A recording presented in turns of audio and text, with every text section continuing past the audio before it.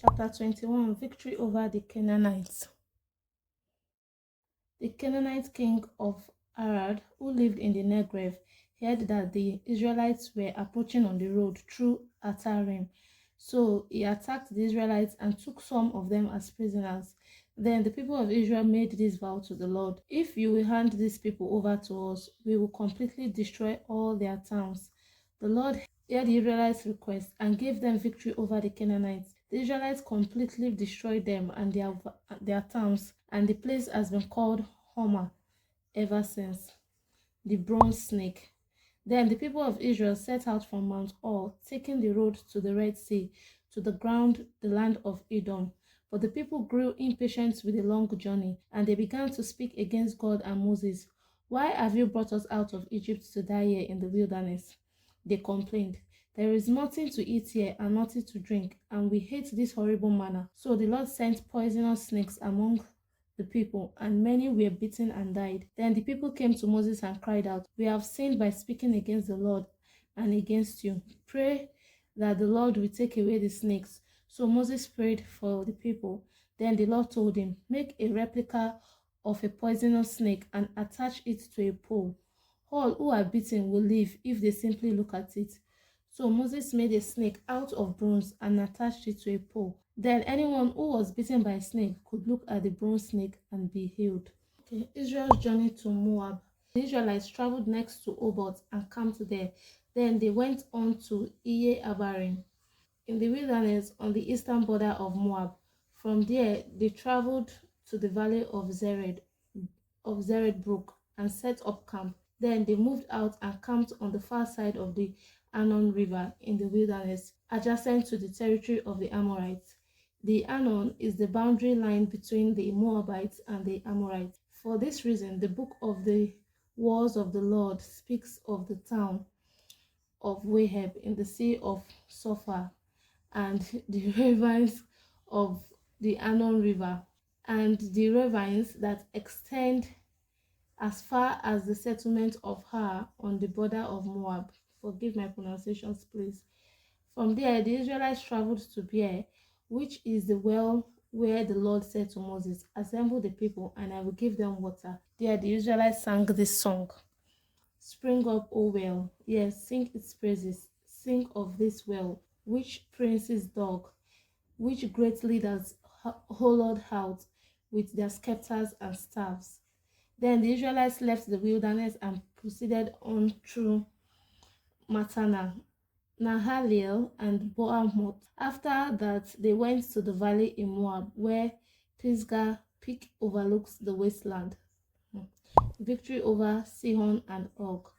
The Israelites sent ambassadors to King Sihon of the Amorites with this message: "Let us travel through your land. We will be careful not to go through your fields and vineyards. We won't even drink water from your wells. We will stay on the king's road until we have passed through your territory." But King Sihon refused to let them cross his territory. Instead, he mobilized his entire army and attacked Israel in the wilderness, engaging them in battle at Jahaz. But the Israelites slaughtered them with their swords and occupied their land from the Arnon River to the Jabbok River. They were only as far as the Ammonite border because the boundary of the Ammonites was fortified. So Israel captured all the towns of the Amorites and settled in them, including the city of Heshbon and its surrounding villages.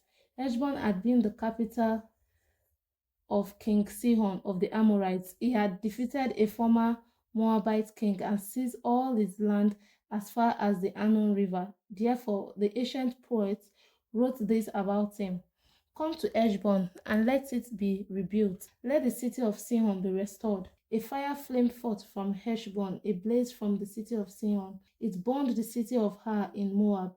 It destroyed the rulers of the Hanon heights. What sorrow awaits you, O people of Moab? You are finished, O worshippers of Chemosh. Chemosh has left the sons as refugees, his daughters as captives of Sihon, the Amorite king. We have utterly destroyed them.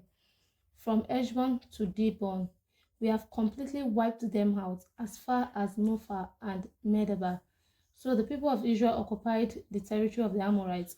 After Moses sent men to explore Jaza area. They captured all the towns in the region and drove out of the Amorites who lived there. Then they turned and marched up the road to Bashan. But King Og of Bashan and all his people attacked them at Edrei. The Lord said to Moses, "Do not be afraid of him, for I have handed him over to you, along with all his people and his land.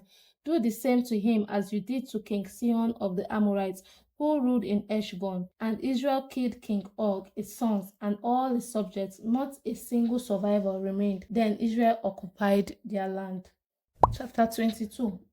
Balak sends for Balaam. Then the people of Israel traveled to the plains of Moab and camped east of the Jordan River, across from Jericho. Balak, son of Zippor, the Moabite king, had seen everything the Israelites did to the Amorites. And when the people of Moab saw how many Israelites they were terrified. The king of Moab said to the elders of Midian, "This mob will devour everything in sight, like an ox devours grass in the field." So Balak, king of Moab, sent messengers to call Balaam, son of Beor, who was living in his native land of Petor, near the Euphrates River. His message said, "Look, a vast horde of people has arrived from Egypt. They cover the face of the earth and are threatening me. Please come and curse these people for me, because they are too powerful for me. Then perhaps I will be able to conquer them and drive them from the land. I know that blessings fall on any people you bless, and curses fall on people you curse." Balak's messengers, who were elders of Moab and Midian, set out with money to pay Balaam to place a curse upon Israel. They went to Balaam and delivered Balak's message to him. "Stay here overnight," Balaam said. "In the morning, I will tell you whatever the Lord directs me to say." So the officials from Moab stayed there with Balaam. That night, God came to Balaam and asked him, "Who are these men visiting you?" Balaam said to God, "Balak, son of Zippor, king of Moab, has sent me this message. Look, a vast horde of people has arrived from Egypt, and they cover the face of the earth. Come and curse these people for me. Then perhaps I will be able to stand up to them and drive them from the land." But God told Balaam, "Do not go with them. You are not to curse those people, for they have been blessed." The next morning, Balaam got up and told Balak's officials, "Go on home. The Lord will not let me go with you." So the Moabite officials returned to King Balak and reported, "Balaam refused to come with us." Then Balak tried again. This time he sent a larger number of even more distinguished officials than those he had sent the first time. They went to Balaam and delivered this message to him. "This is what Balak, son of Zippor, says. Please don't let anything stop you from coming to help me. I will pay you very well and do whatever you tell me. Just come and curse these people for me." But Balaam responded to Balak's messages, "Even if Balak were to give me his palace filled with silver and gold, I would be powerless to do anything against the will of the Lord my God. But stay here one more night, and I will see if the Lord has anything else to say to me." That night, God came to Balaam and told him, "Since these men have come for you, get up and go with them, but do only what I will tell you to do." Balaam and his donkey. So the next morning, Balaam got up, saddled his donkey, and started off with the Moabite officials. But God was angry that Balaam was going, so he sent the angel of the Lord stand in the road to block his way. As Balaam and two servants were riding along, Balaam's donkey saw the angel of the Lord standing in the road with a drawn sword in his hand. The donkey bolted off the road into a field, but Balaam beat it and turned it back onto the road. Then the angel of the Lord stood at a place where the road narrowed between two vineyard walls. When the donkey saw the angel of the Lord, it tried to squeeze by and crushed Balaam's foot against the wall. So Balaam beat the donkey again. Then the angel of the Lord moved farther down the road and stood in a place too narrow for the donkey to get by at all. This time, when the donkey saw the angel, it lay down under Balaam. In a fit of rage, Balaam beat the animal again with his staff. Then the Lord gave the donkey the ability to speak. "What have I done to you that deserves you beating me 3 times? It asked Balaam. "You have made me look like a fool," Balaam shouted. "If I had sword with me, I would kill you. But I am the same donkey you have ridden all your life." The donkey answered, "Have I ever done anything like this before?" "No," Balaam admitted. Then the Lord opened Balaam's eyes, and he saw the angel of the Lord standing in the roadway with a drawn sword in his hand. Balaam bowed his head and fell face down on the ground before him. "Why did you beat your donkey those 3 times?" the angel of the Lord demanded. "Look, I have come to block your way because you are stubbornly resisting me. 3 times the donkey saw me and shied away. Otherwise, I would certainly have killed you by now and spared the donkey." Then Balaam confessed to the angel of the Lord, "I have sinned. I didn't realize you were standing in the road to block my way. I will return home if you are against my going." But the angel of the Lord told Balaam, "Go with these men, but say only what I tell you to say." So Balaam went on with the Balak's officials. When King Balak heard that Balaam was on the way, he went out to meet him at Moabite town on the Arnon River at the farthest border of his land. "Didn't I send you an urgent invitation? Why didn't you come right away?" Balak asked Balaam. "Didn't you believe me when I said I would reward you richly?" Balaam replied, "Look, now I have come, but I have no power to say whatever I want. I will speak only the message that God puts in my mouth." Then Balaam accompanied Balak to Kiriath Uzot, where the king sacrificed cattle and sheep. He sent portions of the meat to Balaam and the officials who were with him. The next morning, Balak took Balaam up to Bamoth Baal. From there, he could see some of the people of Israel spread out below. Chapter 23, Balaam blesses Israel. Then Balaam said to King Balak, "Build me 7 altars here, and prepare 7 young bulls and 7 rams for me to sacrifice." Balak followed his instructions, and the 2 of them sacrificed a young bull and a ram on each altar. Then Balaam said to Balak, "Stand here by your burnt offerings, and I will go to see if the Lord will respond to me. Then I will tell you whatever he reveals to me." So Balaam went alone to the top of a bare hill, and God met him there. Balaam said to him, "I have prepared 7 altars and have sacrificed a young bull and a ram on each altar." The Lord gave Balaam a message for King Balak. Then he said, "Go back to Balak and give him my message." So Balaam returned and found the king standing beside his burnt offerings with all the officials of Moab. This was the message Balaam delivered. "Balak summoned me to come from Aram. The king of Moab brought me from the eastern hills. 'Come,' he said, 'curse Jacob for me. Come and announce Israel's doom.' But how can I curse those whom God has not cursed?" Hallelujah. "How can I condemn those whom the Lord has not condemned? I see them from the cliff tops. I watch them from the hills. I see a people who live by themselves, set apart from other nations. Who can count Jacob's descendants as numerous as dust? Who can count even a fourth of Israel's people? Let me die like the righteous. Let my life end like theirs."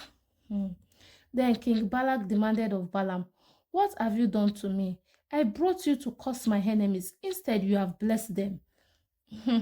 But Balaam replied, "I will speak only the message that the Lord puts in my mouth." Balaam's second message. Then King Balak told him, "Come with me to another place. There you will see another part of the nation of Israel, but not all of them. Cause at least that many." So Balak took Balaam to the plateau of Zophim on Pisgah Peak.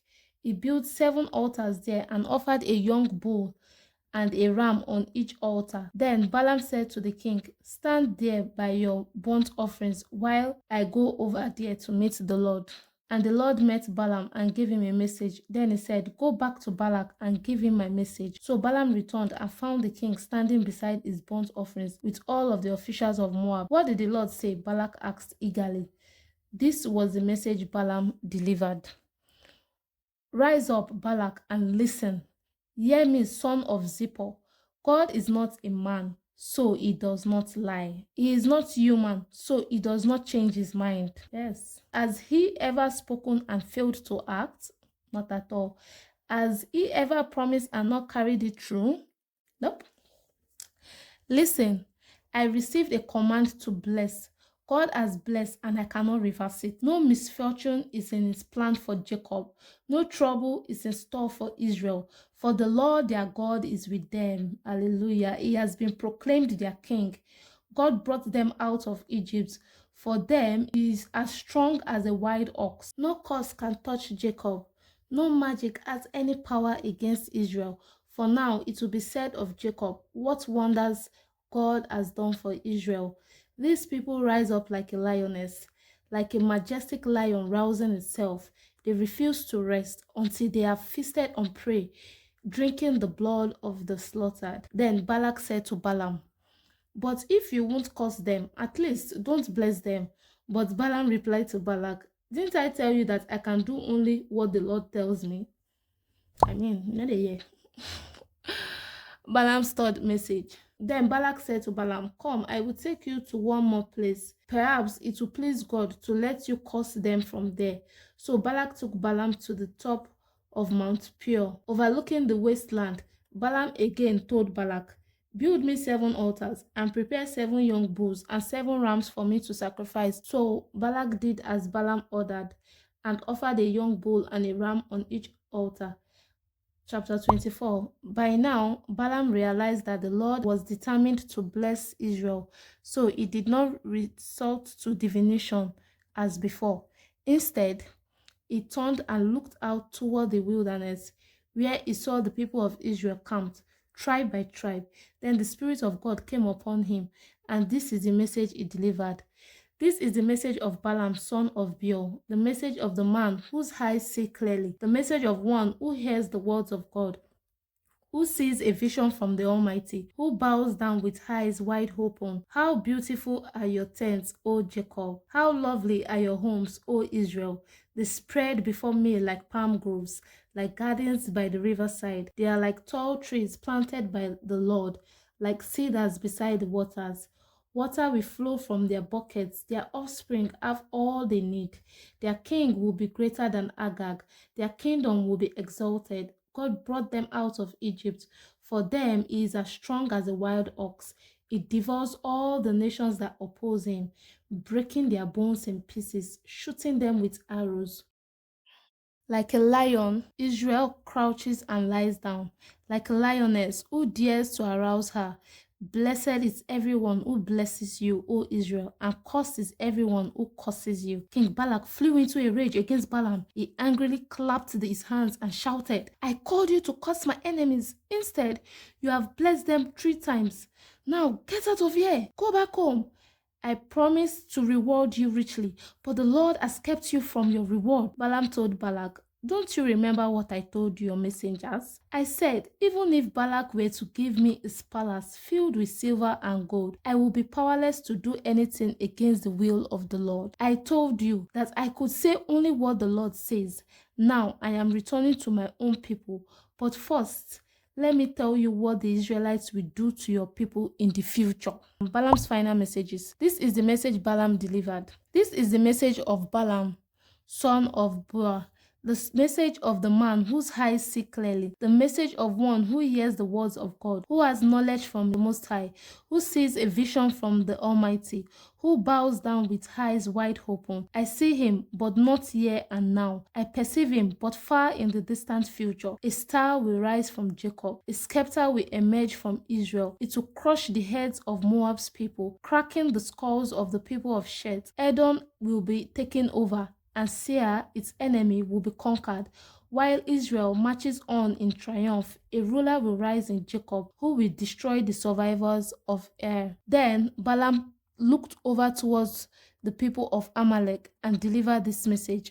Amalek was the greatest of nations, but its destiny is destruction. Then he looked over toward the Canaanites and delivered this message. Your home is secure, your nest is set in the rocks, but the Canaanites will be destroyed when Assyria takes you captive. Balaam concluded his messages by saying, "Alas, who can survive unless God has willed it?"